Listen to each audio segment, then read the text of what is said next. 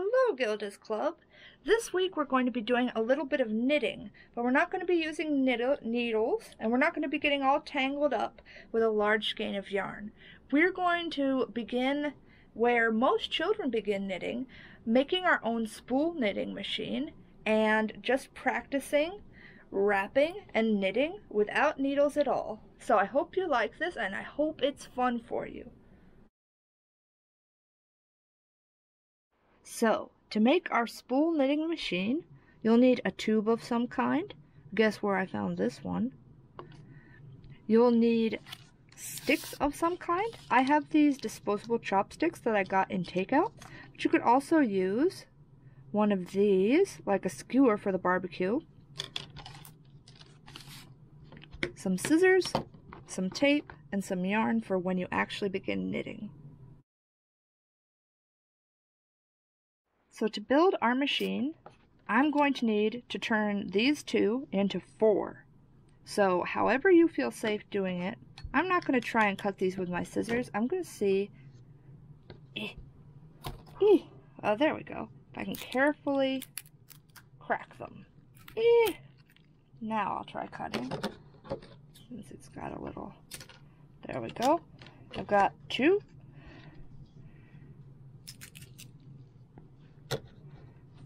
Now, cut that there.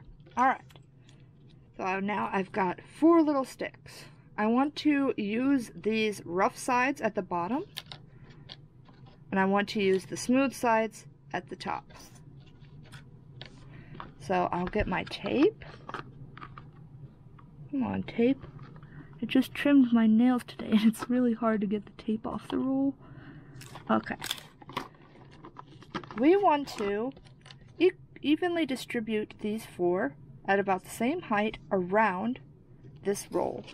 So what I'll start with 1. Put that there. Put my tape on here. And I'll say another one here. Go around the outside. Got 2 on now. Get 2 this side here. See, evenly distributing them around. Go over to here. Last one here. Come on. Whoops. This is the hardest part, the last one. I'm sorry, folks. My SD card filled up just then. So, right back where we left off, putting our 4th peg onto our tube here. There we go. So feel them. They should be pretty stiffly on there. You want to have done it tight enough, but you can continue to go around, and that will give it a little strength too. Cover up all those rough edges. You don't want to hit your hand on those. Start coming back up again.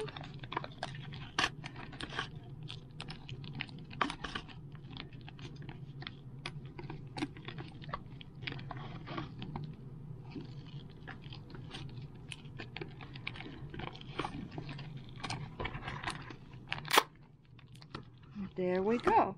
We have made our little spool knitter. Whoop! Ta-da! Now we can actually begin knitting.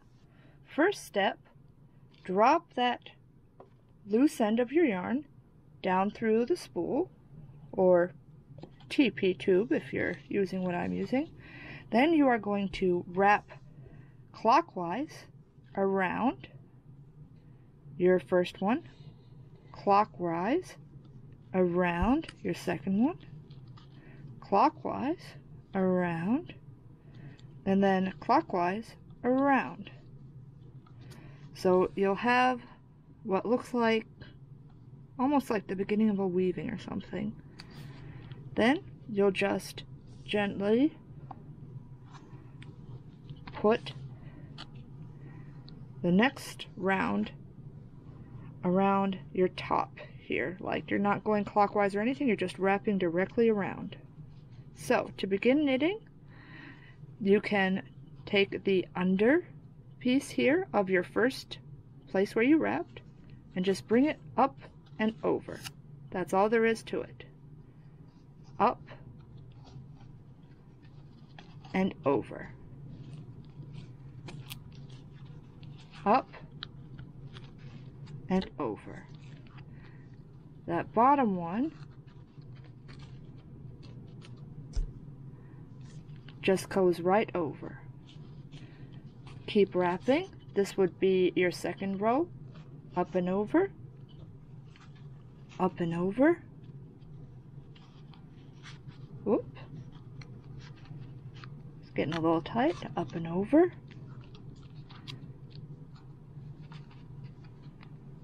Up and over. So the top one always stays on, and you drag the bottom one up and over it.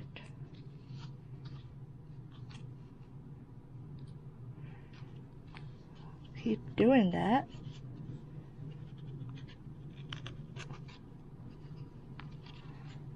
If you don't like this pinching action, or if you don't have the dexterity for it, something you could try is picking up the bottom one and putting it, hold on a second. I don't think I have the dexterity for this part. But you can come down, hold that on there, whoop, and just flip it over the top. Go into that bottom one, and no, hold on. It's always embarrassing when I'm trying to show you guys something and I can't even do it. You might have to experiment a little with this part. There we go. Up and over the top. Into that bottom. Oh, dropping my stitch. I twisted it. Oh gosh. I'm just going back to my fingers. You can decide how worthwhile that technique is for you. That's the fun thing about crafting, right? It's all about experimenting and figuring it out for yourself. Okay. You're just going around and around and around forever.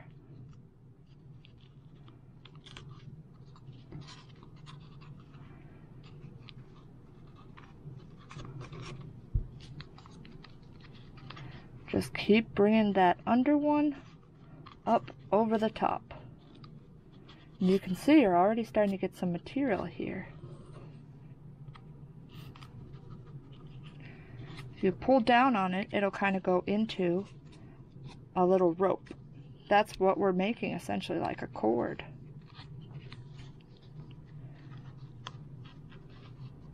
Now I'm just going to keep doing this and show you what the end product could be.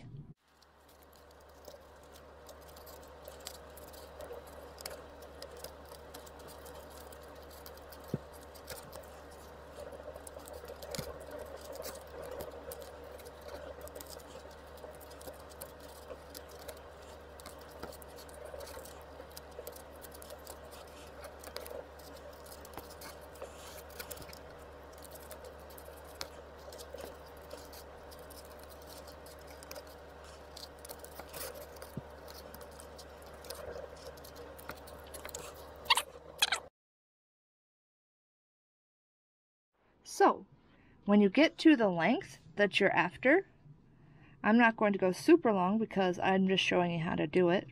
But once you get the length you want, go ahead and cut from here. You can either put your string right through that loop when you come off. That'll tie it off. Go to the next one, pull that, put your string right in this little loop right here. Oop, I just pulled off all of them, but that's okay, because I'll be able to tie them off easily. Putting my string through that little loop, and putting my string through that little loop. that should be all tied off. So have a look at what you've made yourself here. You can see this is real knitting. You're just catching your loops. At this gauge, you may find that you like a thicker yarn, but as you can see, you've got a pretty interesting product from this thinner stuff. You could use this for anything. Purse strap, like costume components. If you're dressing your kid up as like a Revolutionary War soldier, you can use that as the exciting trim on their uniform. What else could we do? You could make a whole bunch of these and sew them together and make a bag.